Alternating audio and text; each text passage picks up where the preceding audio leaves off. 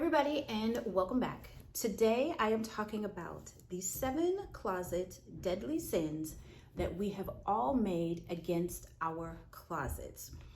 These are sins that I came up with maybe about a year and a half ago, and I decided, you know what, why not make a podcast YouTube video about it so that we can discuss and talk about these sins to help you avoid them in the future and make any corrections or pivots that you need to make. And hi, my name is Tiffany, and I am here to help guide you through with creating and making your closet the best space that we can make for you. So let's dive right in. So the sin number 1, too many clothes and nothing to wear. So does this sound like you? You open up your closet, it's full of clothes that you haven't worn in years. Heck, it could be something you haven't worn in months or you bought 2 weeks ago. And you can't seem to figure out what to wear. You have a closet full of clothes, but none of it really goes together, matches with anything. It's broken and it's just disjointed. That's the problem. This comes from impulse buying. It comes from holding on to things that no longer serve or reflect who you are. And I get it, it's hard to get rid of things, but what your closet should be, it should be a place with clothes that you're able to mix and match and pull together into outfits with ease, simplicity, and kind of just is able to get you on your way. Now, as we dive in a little bit further, all the other sins that I have, they will in essence are part of the greater picture of sin number 1 of having a closet full of clothes and nothing to wear. What we don't want you to do and what this causes is it causes you to 1, have anxiety with getting dressed, overwhelm with getting dressed, and you literally have to spend or prepare 15 minutes before just for you to figure out to get dressed. And getting dressed, whether it's for work, whether it's for personal reasons, even if it's just for casual being in your house, it shouldn't take a lot of effort. It should be done effortlessly with ease, and it should bring you joy when you open up your closet, knowing that everything in your closet has a purpose and everything in your closet goes together, because this is what helps you and allows you to shop your closet on a regular and daily basis. So sin number 1, too many clothes and nothing to wear. Sin number 2, your closet isn't organized. I know you're probably wondering, well, how do I organize it? What does organization have to do with it? Organization has everything to do with keeping your closet together and keeping it in such a way that you're able to, 1, find things with ease, know what you have. So when you are going to add pieces and items to your wardrobe, you can see, okay, you know what? I have 5 pairs of black pants. We're going to use this as an example because we all do this, have multiples of things. I have 5 pairs of black pants. Well, out of these pairs of black pants, let me see which ones I can get rid of before I add another pair of black pants to it. And you're able to see, or it might be something as simple as, you know what? I don't need that. Here's what I had to do to help get my closet organized. 1, the first thing I did was, as I have everything broken down into sections, so I have pants in one area, skirts in another, blazers, blouses in another, and so forth. So everything is liked items are all grouped together. You can even take it a step further, and you could even color coordinate it from that point on as well. I'm not that OCD with it, but as long as I have everything together, liked items together, it makes it easier. But here's what helped and changed the game with me with doing my closet. So when I used to buy shoes, but I used to keep them in the original boxes that they came in. Over COVID, I went to the container store and got containers and actually made and took these containers and put my shoes in them, see-through containers. When I tell you it's a game changer, it's a game changer for me, because this is probably why I was always buying shoes all the time, because I really didn't know what I had because I couldn't see what I had. They were in the boxes. So now I'm able to actually see what I have. So before I go out and buy shoes, I can take a look and say, you know what, these can be replaced, these can be replaced. And also with these containers, anything that's empty, guess what? That means I can put new shoes in them. So that means I can go and buy new shoes. So That's always the plus about being organized. Plus, when you're getting dressed in the morning and you're rushing, and we've all rushed before, you're able to just grab and go. You know what? I got this pair of pants here. I have this shirt here. I can be out the door. Let me grab these shoes. And guess what? I can be out the door in no time and quick and ease. And it gives you, it removes a weight that you could possibly have on your shoulders of getting dressed, where now you can just peruse through. A great way to kind of think about is organizing it is think of your closet as your own personal boutique that you have, that you get to go and shop in every single day. So having it organized, and when you go into stores, guess what? It's nice and it's organized. Same thing. And all of this also applies to drawers and things as well. So sin number 2 is closet isn't organized. Moving on to sin number 3. Not wearing the good pieces. Now, I bet you way in your closet, you have items that you purchased for special occasion. You know, you're going to a cocktail party, you're going to a wedding, you might be going to a networking event, brunch with the ladies, going on a date night, whatever it may be. You have these clothes that you wear on special occasions. Stop doing that. And I also have to tell myself this too. Stop doing that. Bring those pieces out, mix them into your everyday wardrobe, and come up with just different outfit ideas that you can have. You can mix super dressy and super casual and make it your own funky type of outfit that will, of course, differentiate you from everybody else. You get to create your own unique style by wearing these pieces. Sometimes you can even take these pieces, say a lot of people, if you've been in several like weddings and you've been a bridesmaid or a maid of honor, well, you can take those dresses, get them tailored down to something better that is to your liking so you can get more wear out of it. You can just create new outfits. It's sort of like playing dress up for yourself. We spend a lot of money on clothes and we don't wear them, and we save them and they collect dust. And then we don't wear them and they lose the luster that they may have had when you first purchased them. So before you get rid of them, and of course that is one of the things you have to do when you're fixing and cleaning out your closet, but if it's something that's good that you can see yourself wearing on a regular basis, do that. Put it in there. If you have a sequin skirt, you can pair that with some tennis shoes and a graphic tee and be out the door and go out and have fun. And it's just your own way of experimenting as well before actually going out and buying pieces that you may or may not like. And at some point, you probably did like these. So you want to incorporate the good pieces into your everyday wardrobe. The next sin, number 4, holding on to the past. We tend to hold on to things because it allows us to hold on to a time in our life that brought us joy, or how our clothes used to make us look and feel. And we always say, I'm going to wear these clothes again one day for whatever reason. Lifestyle changes, our bodies change, of course, as we get older. But it's time to let those clothes go and create something new for your current life right now.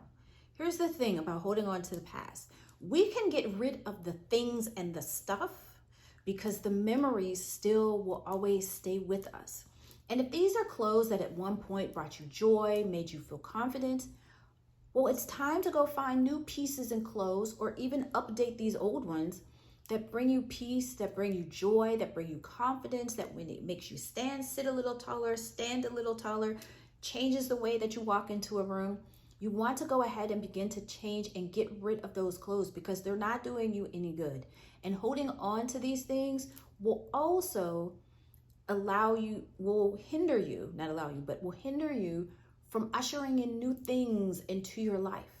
So it's time to release things. I know when I cleaned out my closet many moons ago, I didn't know that it was actually preparing me at some point, I think maybe a year or two after I did it, that I would move and relocate to Charlotte, North Carolina. I couldn't have bought all of those clothes and all of those 8 bags of stuff that I got rid of. I would not have been able to bring it with me. So a lot of times holding on to things hinders us and blocks us from the blessings that we have been looking for. And with holding on to the past, this also has a lot to do with other things in the house as well that you may be holding on to get rid of. So just let everything go. So stop holding on to the past. Sin number 5. With this, no vision or goals. How we dress and show up, especially in corporate America, we have to connect it to our goals and our visions. What vision do you have for your life? What career goals do you have for the next 2, 3 to 4 years? As these career goals and visions grow and change and fluctuate, our style should be able to flow and fluctuate with it as well. This way, here's a key thing, people make judgments on you in 7 seconds or less. And how you dress and how you look when you connect it to your vision or goals can actually help you get to where you want to go much faster, because how you look and how you show up is going to be how people perceive you. So when you're creating your goals or your vision goals for the year, take a little time aside, because this will be the fun part, and create a little style vision board, even if it's for the year. What new pieces do you want to buy? Does it still align with your goals and the lifestyle that you're currently in? If you don't, say, for example, have the foundational pieces, this might be a year that you're building that foundation and getting those foundational pieces. What do those pieces look like? Where are you going to buy them from? All of this is part of that vision that you have for yourself going forward, especially within your career. And with how you look can also help with positioning you for success. So always remember, yes, you have your goals and your career goals and your visions for your life, but also make sure to incorporate how you look in that as well. Sin number 6, gaps and holes in your wardrobe. And I touched on this a little bit in the last sin number 5. When you go shopping, how are you shopping? Are you shopping because you saw something you saw on TV? You saw something on social media? You saw something while you were window shopping in the store and you had to buy it. This causes holes in your wardrobe, holes and gaps in your wardrobe, which leads you all the way back to sin number 1, having a closet full of clothes and nothing to wear. We have to begin to shop differently and begin to take shopping a little bit more serious. Now, I'm not saying we can't go and buy things on an impulse every once in a while, but we have to become a little bit more intentional, because what we want to do is we want to create a wardrobe and a style that reflects who we are and represents who we are. And we can't do that with impulse buying, because the impulse buy you might buy might be something very casual, or something that you really can't wear to work, or something that you already have, or something that you don't need because it's sort of like the shiny object syndrome. Oh, I need that. But what does this go with? So when you go shopping, 1, ask yourself, do I have anything that looks like this? Do I need this? I like to do it this way. Create a shopping list of everything that you need every season, and you try to want to do this twice a year. Check to see what you need and what you don't need. Make sure you have a solid foundation, and that's pretty much what creating and eliminating gaps and holes in your wardrobes is. So just do that. I've actually created my CEO Wardrobe Essentials checklist for you, so that it gives you the wardrobe essentials that you need for your corporate wardrobe. And then you're able to always build on that, and you're not always starting from scratch. And starting from scratch is because, guess what? You have holes and gaps in your wardrobe that you would need to do that. This way, just like a house, it has a solid foundation, and you're able to build up on that time after time, lifestyle season after life season, because our seasons and careers change. So always remember to avoid having gaps in your wardrobe. And the last sin of all, sin number 7, shopping without a plan. I am so guilty of this. I've done all of these sins in my closet. I'm probably still committing some today, right? But when you're shopping, you need a game plan. Not planning will cause you to spend more money than you want to, or more money than you need. And it will also have you wandering, or it'll have you wandering through the malls for hours, which will cause you to get off track, probably not find anything. And whatever you just thought you were going to do at the mall, buy at the mall, guess what? You're walking out of the mall with the same money that you had, and you haven't bought anything. You are literally leaving empty-handed. And that's not fun. So having a plan will help you keep track with buying what you need. And it will also help you with preventing buying on impulse. and it will allow you to determine what stores to go to and what pieces you need to purchase. You'll spend 2 hours shopping as opposed to shopping all day and having nothing. And this even goes for shopping, especially shopping online, because you can go down rabbit holes and you can go through pages after pages after pages. At least with having a plan, if you're looking for, say, a white crop blouse, we'll say that for example, you can go to a store that you want to go, that you're looking at, and we'll say you're going to Express. You can type in the search bar, white long sleeve crop blouse, and everything will pop up. This way now you're focused and you know exactly what it is that you need to buy. You need to stay on track first, and then every now and again, if you see something that catches your eye that you may want to incorporate and try, you're actually able to do that.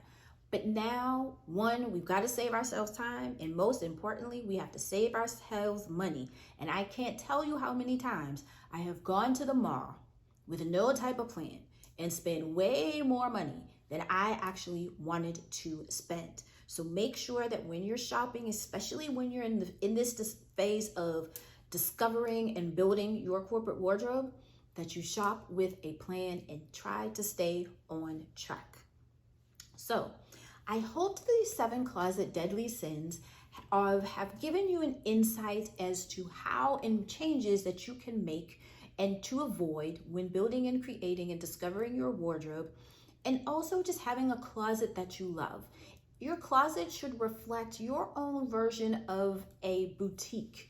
Just call it your boutique. And that's how it should look every morning when you wake up and you open the doors. It should sort of like sing to you in some angelic tone, because it brings you joy, and it should always bring you peace, and it should always rise to greet you the way that you would want it to.